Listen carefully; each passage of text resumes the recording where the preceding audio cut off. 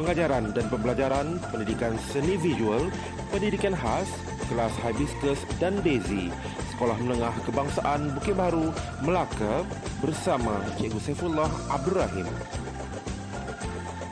Para pelajar, apakah kaitan muzik yang diperdengarkan ini dengan topik pembelajaran kita? Sama-sama kita nantikan. Assalamualaikum dan salam sejahtera para pelajar. Bertemu kita sekali lagi dalam sesi pengajaran dan pembelajaran subjek pendidikan seni visual, pendidikan khas bagi kelas Hibiscus dan Daisy. Okey, pertama sekali cikgu ingin mengucapkan ribuan terima kasih dan syabas serta tahniah kepada awak semua kerana telah berjaya menyiapkan tugasan yang cikgu berikan dengan baik sekali. Bermula dengan tugasan pertama iaitu membuat satu video menceritakan produk seni budaya di Malaysia. Selepas itu, cikgu ada ajar cara untuk membuat catatan keris dengan menggunakan medium pencil color, krayon dan warna air. Selepas itu, kita ada buat wow dengan menggunakan teknik ukir dan tampal. Semua hasil kerja awak sangat-sangat baik dan cemerlang. Dan cikgu harap lepas ni awak dapat menghasilkan karya dan lukisan yang lebih baik sama seperti hasil kerja awak sebelum ini. Baiklah, kita berbalik kepada pembelajaran kita pada hari ini. Masih lagi topik yang lama iaitu sejarah dan apresiasi seni visual, tetapi pada kali ini kita ubah kepada topik kecil yang lain iaitu produk kraft Malaysia dan berfokus pula pada seni tembikar dan seramik. Contohnya seperti ini. Ini apa? Pandai. Ini ialah labu sayung di mana ia popular dan lebih dikenali. Juga pandai. Ia ialah labu sayung yang popular di negeri Perak Darul Rizwan. Okey. Apa yang cikgu harapkan bila dah habis belajar pada hari ini, awak dapat menyatakan perkembangan seni dan sosial budaya di Malaysia dengan memfokuskan kepada seni tembikar dan seramik, menyinaraikan jenis-jenis tembikar dan seramik yang terdapat di Malaysia, menceritakan secara lisan bagaimana produk ini dihasilkan, dan teknik-teknik penghasilan labu sayung dan seramik yang lain. Boleh? Okey. Apa lagi kita tunggu? Jom kita belajar. Para pelajar, apakah maksud seni seramik? Seramik merujuk kepada semua bentuk produk yang berasal daripada tanah liat.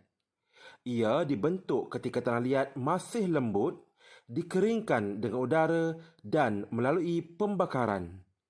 Seramik membawa maksud yang sama dengan tembikar. Seni tembikar yang terkenal di Malaysia terletak di Kuala Kangsar, Perak, iaitu labu sayung.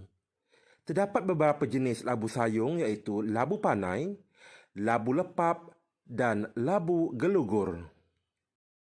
Seterusnya, seni tembikar yang terkenal di Malaysia juga terdapat di negeri Kelantan iaitu tembikar mambung.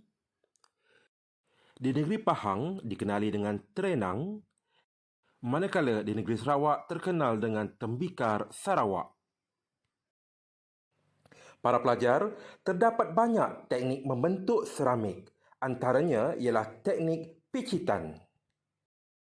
Teknik ini merupakan kaedah membentuk yang paling mudah namun memerlukan kemahiran dan kreativiti yang tinggi. Seterusnya ialah teknik lingkaran. Untuk teknik ini, tembikar dihasilkan dari tanah liat yang dibentuk menjadi lingkaran yang panjang. Teknik lain yang digunakan dalam penghasilan tembikar ialah teknik kepingan. Ia dihasilkan dengan mencantumkan kepingan tanah liat. Para pelajar, teknik terkini yang biasa digunakan oleh pengusaha tembikar hari ini ialah teknik acuan.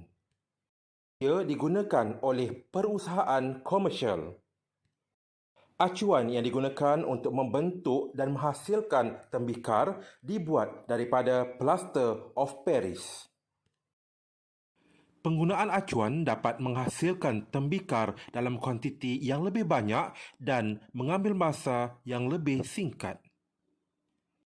Baiklah pelajar, sekarang mari kita lihat teknik ragam hias seramik. Terdapat beberapa teknik ragam hias yang biasa digunakan, iaitu teknik ukir. Ia memerlukan alat pengukir untuk mengukir motif di atas permukaan tembikar. Kedua, teknik timbul. Ia dibuat dengan cara menampal kepingan tanah liat yang motifnya telah pun dibentuk. Seterusnya ialah teknik tekan.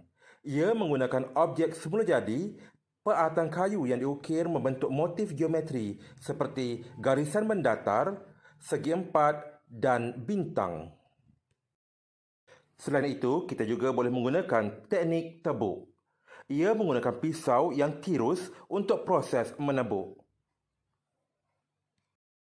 Untuk teknik guris, kita memerlukan pahat gurisan untuk mengguriskan motif yang dikehendaki. Dan yang terakhir ialah teknik catan. Ia seakan-akan teknik cat air di mana warnanya boleh ditindih dan dapat menghasilkan ton dan look sinar setelah digris. Berikut ialah contoh motif yang biasa digunakan dalam kalangan masyarakat Melayu. Contoh motif yang digunakan ialah bunga tanjung, tulang ikan, bunga padi, bunga kedudut dan bunga cakar ayam. Motif lain yang turut digunakan ialah motif buluh. Pokok buluh melambangkan panjang umur dan memberi tuah kepada pemiliknya. Motif ini biasa digunakan oleh pengusaha tembikar berbangsa Cina atau berasal daripada negara Cina. Bagaimana pelajar? Boleh faham dengan jelas apa yang kita terangkan tentang produk tembikar dan seramik di Malaysia? Harapnya awak semua boleh faham dengan jelas. Sekarang, mari kita tonton bingkisan rakaman yang telah disediakan oleh Selamat Pagi Malaysia mengupas tentang perusahaan labu sayung di negeri Perak.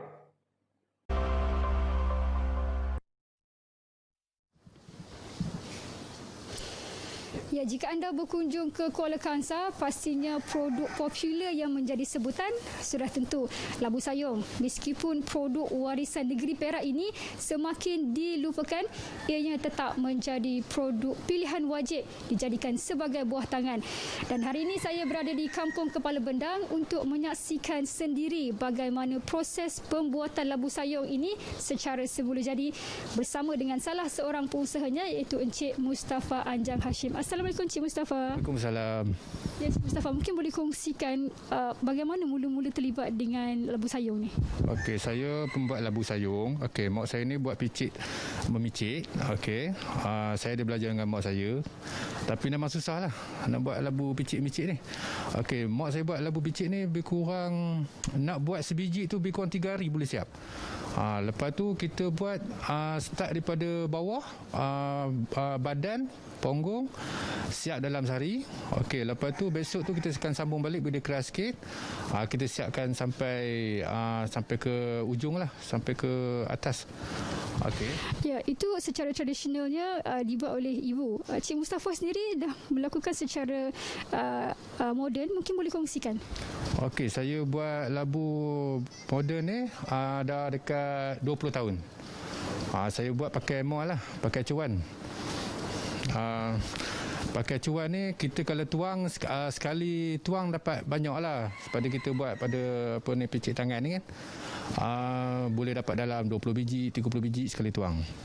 Jadi Cik Mustafa dah 20 tahun terlibat dengan labu sayung ni, ada tak perancangan untuk kembangkan lagi perusahaan ni? Itulah, kalau dapat kembang lagi, kalau macam kita hantar kira satu Malaysia lah, keluar negara ke kan, kalau ada permintaan banyak tu kita kan sediakan lah barang kan. Ada tak kata-kata semangat untuk mereka yang nak belajar teknik buat labu sayung ni, sebab kita tahu tak ramai sebenarnya minat ni? Okey, kalau siapa-siapa di luar sana kalau minat pembuat labu sayur, kalau picit memicit ke untuk belajar untuk buat tuan mall ke apa, boleh jumpa saya. Tapa labu. Senang. Dekat Sayung, Kepala Bendang. Baik, terima kasih Encik Mustafa Anjang Hashim yang berkongsikan dengan kita bagaimana untuk menghasilkan labu sayur secara tradisional. Jadi kepada anda jika berkunjung ke Perak ini, khususnya di daerah Kuala Kangsar, pastikan anda datang ke sini di Sayung, bukan saja untuk membeli labu sayung dijadikan sebagai buah tangan, tetapi dapat merasai pengalaman menghasilkan labu sayung secara tradisional. Baik, kiranya itu dapat saya kongsikan untuk cerita pagi dari Perak hari ini. Kembali bersama dengan rakan penyampai di Angkasa Puri.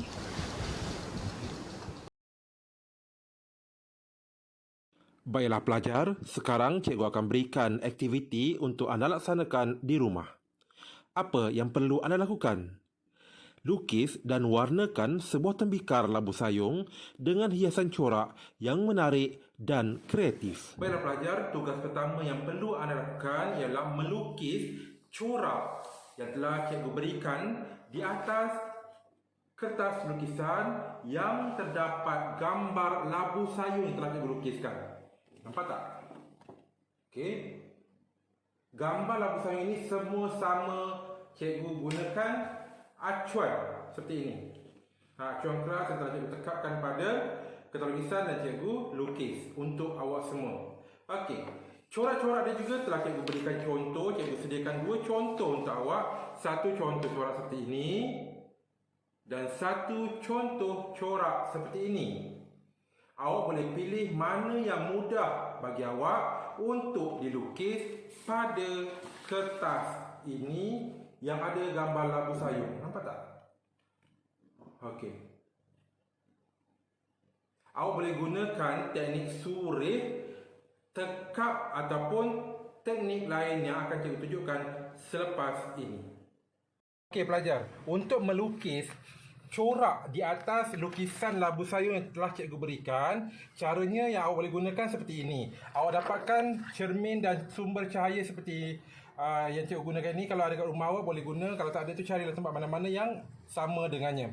Okey, letakkan corak cikgu bagi tu di belakang kertas lukisan yang hendak lukis supaya ada pantulan cahaya yang boleh menampakkan kesan bayang corak tu. So bila awak letakkan macam ni, ada nampak bayang corak tu, awak boleh lukis secara keseluruhan sampai siap. Ini bahagian sini saja, bahagian kanan saja. Untuk lukisan bahagian kiri, awak kena lukis corak yang sama, simetri. Bagaimana caranya? Awak perlu terbalikkan kertas cikgu bagi tu. Akan nampak corak yang sama dan kaedahnya juga sama. Awak perlu lukis sampai keseluruhan corak tu sampai siap penuh satu labu sayung. Corak mestilah simetri. Kiri dan kanan corak adalah sama. Boleh?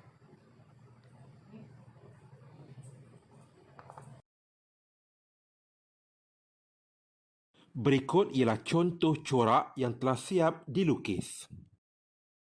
Ini ialah contoh corak untuk hiasan 1.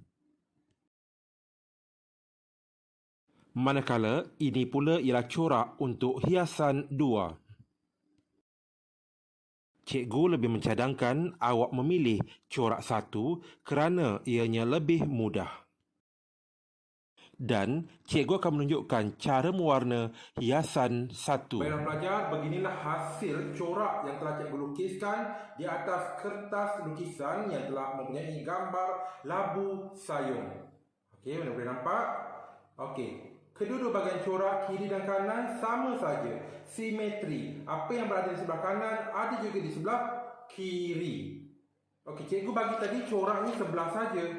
Tetapi kita perlu terbalikkanlah untuk dapatkan corak yang sebelah lagi.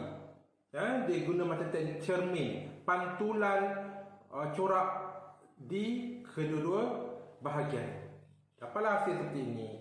Lepas ni kita akan mewarna. Cikgu bagi kebebasan untuk awak warna sama ada nak guna crayon, nak guna color water ataupun nak guna color pencil. Jika awak nak buat campuran medium warna pun boleh. Yang penting awak warnakan secara keseluruhan corak yang terdapat pada labu sayur. Satu perkara yang cikgu nak ingatkan, jika warnanya sebelah sini merah, sini juga perlu merah. Jangan sebelah sini biru, sebelah sini kuning. Dah tak jadi simetri. Faham? Sama juga seperti kita buat wow sebelum ni. Kan hasil warna dan corak mestilah selari kiri dan kanan untuk menampakkan kesan simetri dan seimbang. Selepas ni cikgu akan tunjukkan beberapa contoh yang cikgu akan hasilkan untuk awak jadikan rujukan dalam menghasilkan kerja awak.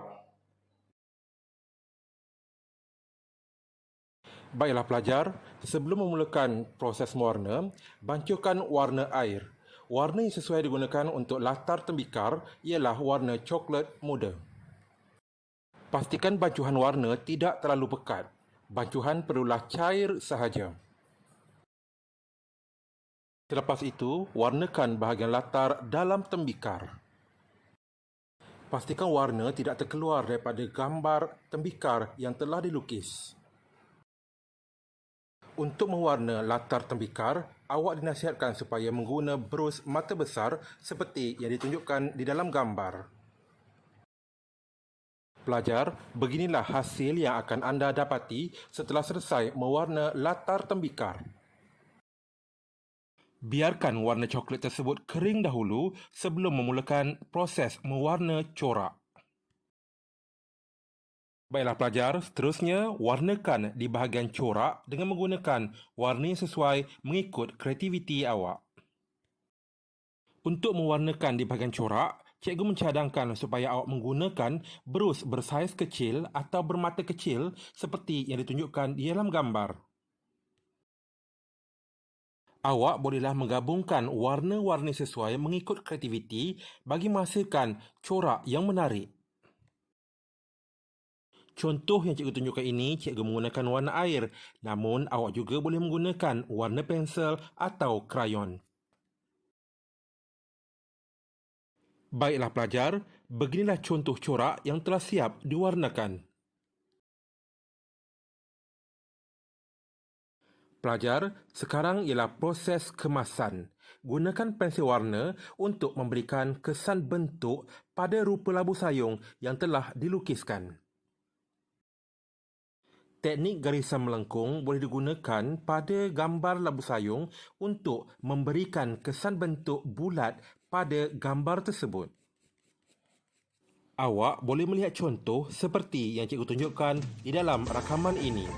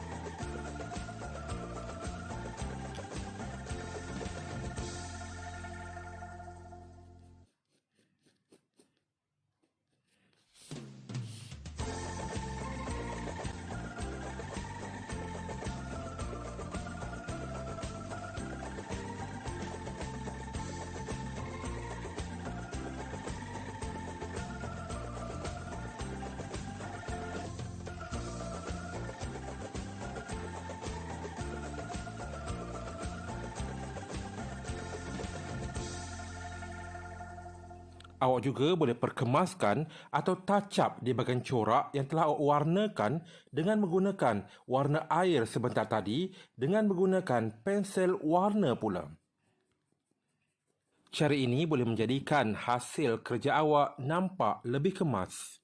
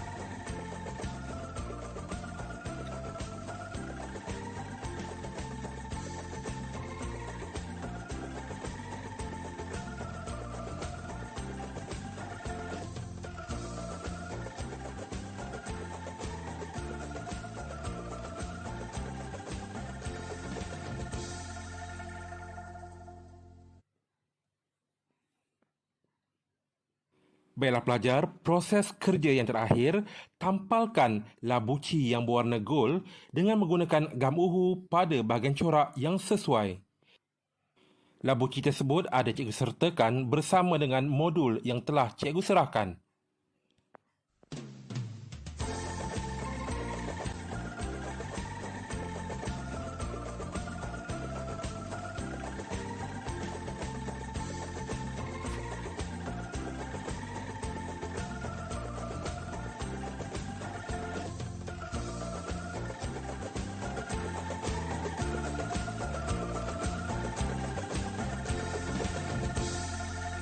Para pelajar, beginilah hasil kerja yang telah siap. Cikgu harap awak dapat faham dengan jelas dan boleh melakukan tugasan ini dengan baik. Para pelajar, ingat pesan cikgu. Biarlah hasil kerja awak tidak cantik, namun awak ada daya usaha untuk menyiapkan tugasan tersebut. Akhir kata daripada cikgu, selamat menyiapkan tugasan dan terima kasih.